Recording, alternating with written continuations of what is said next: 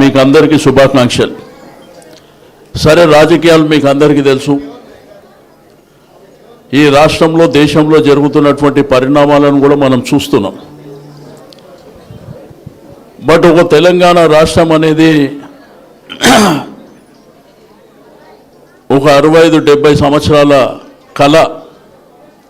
ఆ కళని సాకారం చేసి చరిత్రలో నిలిచినటువంటి వ్యక్తి కేసీఆర్ గారు శాశ్వతంగా చరిత్రలో ఉంటారు.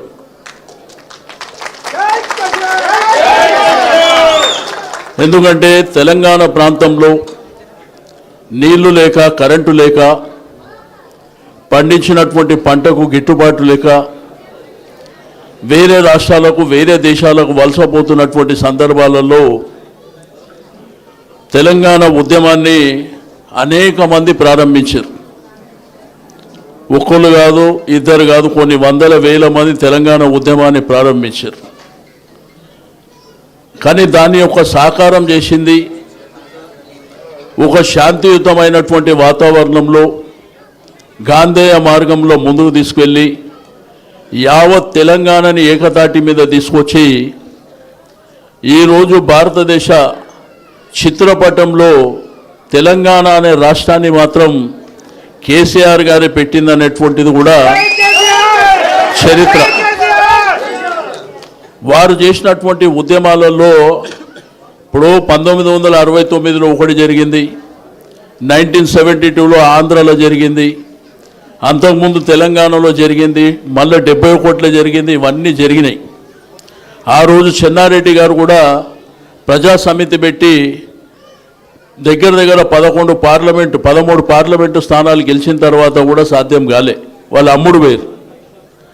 కానీ కేసీఆర్ గారు నిక్కచ్చిగా పోరాటం చేసి తెలంగాణ రాష్ట్రం రావడమో, కేసీఆర్ గారు చావడమో అనే ఏకైక నినాదంతో మరి ఒక సుదీర్ఘమైనటువంటి పోరాటం చేసి సాధించుకున్నటువంటి తెలంగాణ 10 సంవత్సరాలు అద్భుతాలు చూసినాం.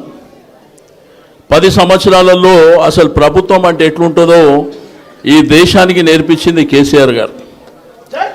ఏ కార్యక్రమం తీసుకున్నా తక్కువ టైంలోనే 24 గంటల కరెంటు తెచ్చింది వారు. తాగడానికి నీళ్లు, రైతాంగానికి సాగునీరు ఇచ్చింది కూడా వారే. ఈరోజు ఈ దేశంలో చాలా స్పీడ్గా అభివృద్ధి జరిగినటువంటి రాష్ట్రం తెలంగాణ రాష్ట్రం. ఇక మీకు షేర్లింగంపల్లి, ఈ షేర్లింగంపల్లి ముఖ చిత్రాన్ని కేటీఆర్ గారు మార్చారు.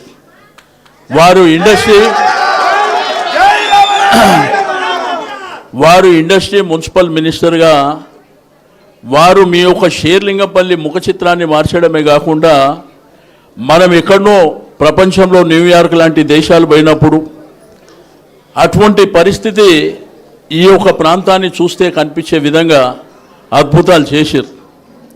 ఆ అద్భుతాలు కూడా 1-2 కాదు, ఎన్ని ఫ్లైఓవర్లు వచ్చినాయి, ఎన్ని అండర్ పాస్లు వచ్చినాయి, ఎన్ని పార్కులు వచ్చినాయి, ఎన్ని ఇండస్ట్రీస్ వచ్చినాయి, మీరందరూ ప్రత్యక్షమైనటువంటి సాక్ష్యం.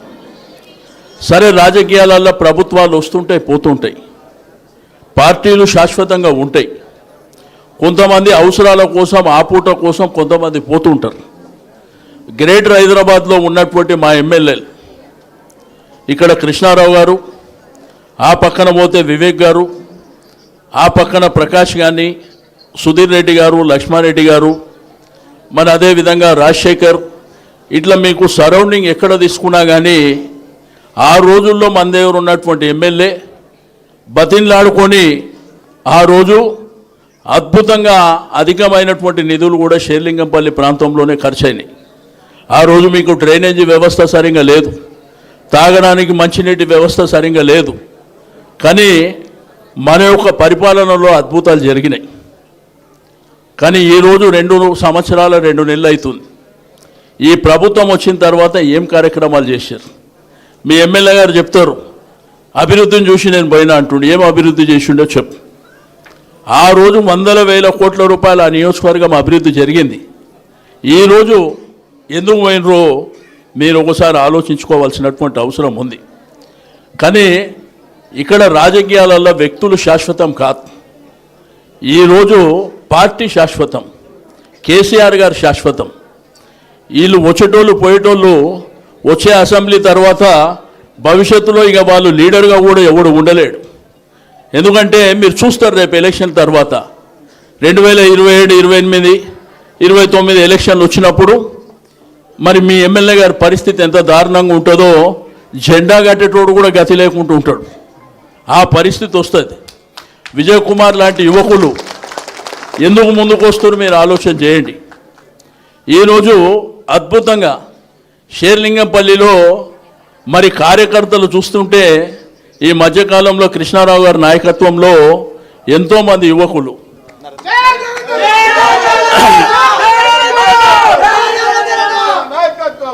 మొన్న నరేందర్ యాదవ్ గారు జాయిన్ అయినప్పుడు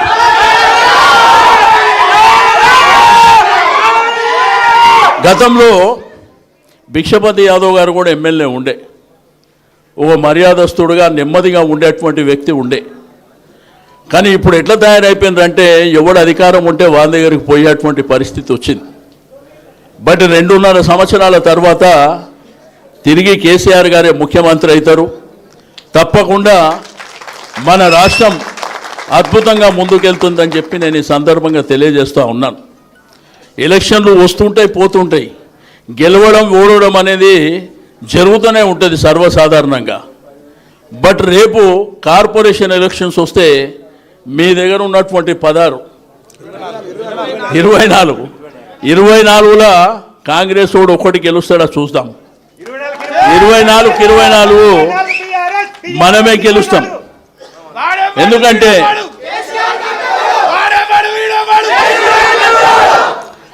కేసీఆర్ గారు ఒక వైపున అభివృద్ధి చేసిండు, రెండో వైపున సంక్షేమ కార్యక్రమాలు. ఒక ఆడబిడ్డ పెళ్ళైతే ₹1,00,000 ఇస్తామన్న దేశంలో ఏ రాజకీయ పార్టీ అని ఉందా? ఎక్కడన్నా ఉందా? బిడ్డనో కోడలో కాన్పు చేస్తే కేసీఆర్ కిట్ ఇయ్యాలి, వారికి అద్భుతంగా ప్రభుత్వమే చూడాలనేటువంటి ఆలోచన ఎవరికన్నా ఉందా? బస్తీ దవాఖానాలు ఏర్పాటు చేశాడు. అభివృద్ధి కార్యక్రమాలతో పాటు అనేకమైనటువంటి సంక్షేమ కార్యక్రమాలు. నాకు తెలుసు ఒకప్పుడు ₹75 పెన్షన్ ఉండే. ఆ ₹75 పెన్షన్ ఆ తర్వాత 200 అయింది. అప్పుడు పెన్షన్ల విషయంలో అడిగితే కొత్త పెన్షన్ రావాలంటే తీసుకునేటోడు చచ్చిపోతేనే వస్తుందని చెప్తుండే అప్పుడు అధికారులు. కానీ కేసీఆర్ గారు 2000 పెన్షన్ ఇస్తామని 2000 పెన్షన్ ఇచ్చిందా లేదా మీరు ఆలోచన చేయండి. ఈరోజు ఈ ఒక దొంగ మాటలు చెప్పినటువంటి కాంగ్రెస్ ప్రభుత్వం 4000 పెన్షన్ ఇస్తామన్నారు. అవ్వా తాతకి ఇద్దరికి ఇస్తామని చెప్పారు, ఇచ్చిందా? కళ్యాణ లక్ష్మి ₹1,00,000 ఇస్తామంటే తులం బంగారం ఇస్తామన్నారు, ఇచ్చిందా? అబద్ధాల పుట్టతోని ఆ రోజు మేనిఫెస్టో పెట్టి అందరినీ మోసం చేసి ఇస్తారేమో అనేటువంటి భ్రమలో మరి ఓట్లేసి అధికారం ఎక్కిన తర్వాత ఇప్పుడు మాట్లాడుతుంది ఏంది? మీరు అడిగితే ఏం మాట్లాడుతుండు? మీరు తులం బంగారం ఏదయ్యా అంటే నీ గుడ్లు తీసి కోళ్ళు ఆడుకుంటా అంటాడు, నీ పేగులు తీసి మెడలు వేసుకుంటా అంటాడు. మనము చాలామంది రాజకీయ నాయకులను చూసినాం, ఇటువంటి ముఖ్యమంత్రిని చూస్తామా? ముఖ్యమంత్రి అంటే ఎట్లుండాలి? ఇప్పుడు మా ఇంట్లల్లో మా మన్మడు చిన్నపిల్లలు, అరే ఏం రా బాగా చదువుకుంటున్నావు అంటే నీ గుడ్లు తీసి గోటీలు ఆడుకుంటా అంటాడు. అంటే ఎవరు చెప్పారు మీకంటే రేవంత్ రెడ్డి చెప్పిండు. అంటే తెలంగాణ రాష్ట్రాన్ని సాధించినటువంటి ఒక జాతిపితను పట్టుకొని ఎవర్రా నువ్వు అని మాట్లాడుతుండంటే ఇక భగవంతుడు చూస్తాడు. భగవంతుడు సందర్భం వచ్చినప్పుడు ఇట్లా మాట్లాడిన వాళ్ళ పరిస్థితి ఏమవుతుందో ఆ భగవంతుడు ఆ పాపం వాళ్ళ మీదనే పోతుందని చెప్పి నేను ఈ సందర్భంగా తెలియజేస్తూ ఉన్నాను. ఎందుకంటే మీరు చేసింది లేదు, చెప్పిన హామీలు నిలబెట్టుకుంది లేదు, దొంగ మాటలు చెప్పి రాజ్యం వెళ్తామని. రేపు మొన్న జరిగిన మున్సిపాలిటీ ఎలక్షన్లు వస్తాయి. మున్సిపల్ ఎలక్షన్లు గతంలో జిల్లా పరిషత్ కానీ మండల్ పరిషత్ కానీ మున్సిపాలిటీలు కార్పొరేషన్లు మన 10 సంవత్సరాల ప్రభుత్వంలో 95% మనమే ఉన్నాం. అన్నిట్లా 32 జిల్లా పరిషత్ చైర్మన్లు మనమే, మున్సిపాలిటీ చైర్మన్లు మనమే, కార్పొరేషన్లు మనమే, 99 కార్పొరేటర్లు కూడా మనమే. ఇక కొన్ని టీవీలు పత్రికలలో చూస్తున్నాం, వన్ సైడ్ అయిపోయింది. ఇగో అధికారం ఏంటంటే ప్రభుత్వం తన చేతులు ఉన్నప్పుడు ఒక 2.5-3 సంవత్సరాల ప్రభుత్వం ఉన్నప్పుడు ఏంటంటే ఏమో ఇంకేమన్నా వస్తాయేమో అనేటువంటి ఆశలతోని ఓట్లు వేస్తుంటారు. కానీ వాళ్ళు కాంగ్రెస్ ప్రభుత్వం 80% పైన గెలుస్తేనే గెలిచినట్టు, 55, 60, 70%తో గెలిస్తే అది ఓడిపోయినట్టే లెక్క అనేటువంటి విషయాన్ని నేను ఈ సందర్భంగా తెలియజేస్తూ ఉన్నాను. ఏంది డబ్బులతోని విచ్చలవిడితనం, మద్యము డబ్బులు, నిన్న టీవీలు చూసారు కదా, విచ్చలవిడితనం. కానీ జనరల్ ఎలక్షన్లు వచ్చినప్పుడు, రేపు 29 ఎలక్షన్లు వచ్చినప్పుడు నీ మద్యము, నీ డబ్బులు, నీ పోలీసు, నీ కథ అవన్నీ గులాబీ జెండా ఏం చేయాలనో చేసి చూపిస్తుందని చెప్పి నేను ఈ సందర్భంగా తెలియజేస్తూ ఉన్నాను. అధికారం ఎవ్వడికి శాశ్వతం కాదు, ప్రభుత్వాలు వస్తుంటాయి పోతుంటాయి. ఆ ప్రభుత్వంలో ఉన్నప్పుడు ఆ నాయకుడు ఎంత మంచి పని చేసిండు, ప్రజలకు ఏం మేలు చేసిండు, విద్యార్థులకు ఏం మేలు చేసిండు, మా అక్క చెల్లెళ్ళకు మా తల్లులకు ఏం చేసిండని మీకు నెల 2,500 ఇస్తా అని చెప్పిండు. మహాలక్ష్మి కింద 2,500 వస్తున్నాయమ్మా, ఫ్రీ బస్ అని పెట్టిండు. మీ ఇంట్లో ఉండేటువంటి మగోళ్ళకేమో డబుల్ టికెట్. కాబట్టి ఇవన్నీ కార్యక్రమాలు జరుగుతున్నాయి మన కళ్ళ ముంగటనే, మనం అన్నీ చూస్తున్నాం. మీకు అందరికీ కోరుకునేది ఒకటే, తెలంగాణ రాష్ట్రానికి ఎప్పటికైనా గులాబీ జెండానే, కేసీఆర్ గారే శ్రీరామ రక్ష అనేటువంటి విషయాన్ని మీరు గుర్తుపెట్టుకోవాల్సినటువంటి అవసరం ఉందని చెప్పి నేను ఈ సందర్భంగా తెలియజేస్తూ ఉన్నాను. మాట్లాడుతున్నారు, గట్టిగా మాట్లాడుతున్నారు, పోలీసులు పెడుతున్నారు, ఇష్టం ఉన్నట్టు రౌడీజం చేస్తున్నారు. సరే, ఎవరికి శాశ్వతం కాదు రౌడీజం, గుండాయిజం, మనకు కూడా తెలిసిందే కదా. తెలంగాణ ఉద్యమ పోరాటంలో అనేకమైనటువంటి పోరాటాలు చేసి కేసులతోని జైల్లోకి పోయినటువంటి పార్టీ కదా ఇది. కాబట్టి దేనికి భయపడవలసినటువంటి అవసరం లేదు. రాజకీయాలలో ఒడిదుడుకులు ఉంటాయి, కానీ తప్పకుండా ఒకసారి ప్రజలు ఆలోచించి దొంగ మాటలు చెప్తున్నారు కదా, వీళ్ళకు అవకాశం ఇస్తామని చెప్పి వాళ్లకు నిజమేందో బట్టబయలు అయిపోయింది.